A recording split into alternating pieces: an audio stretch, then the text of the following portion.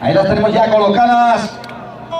Un dorsal número 5, representando a Cantabria, Violeta de la Maza.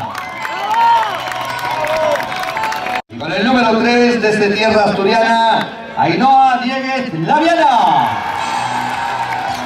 Bueno, pues saltan mucho. Y bien, ahí están las chicas. 13 en total, que van a hacer el...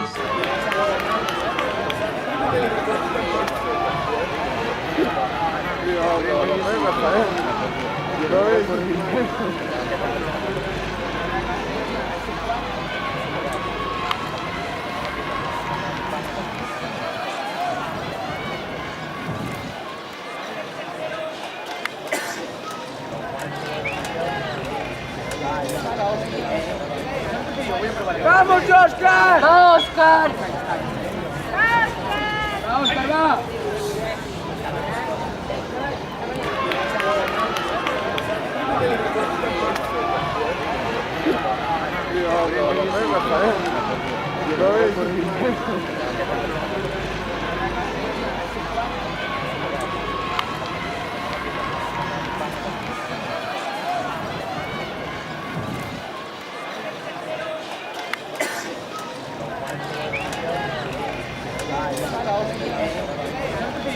¡Vamos, Oscar! ¡Vamos, Oscar!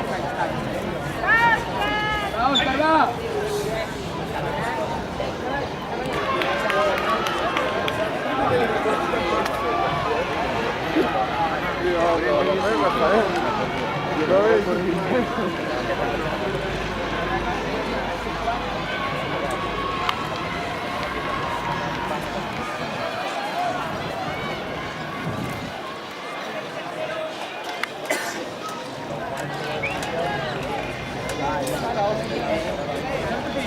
¡Vamos, Oscar! ¡Vamos, Oscar!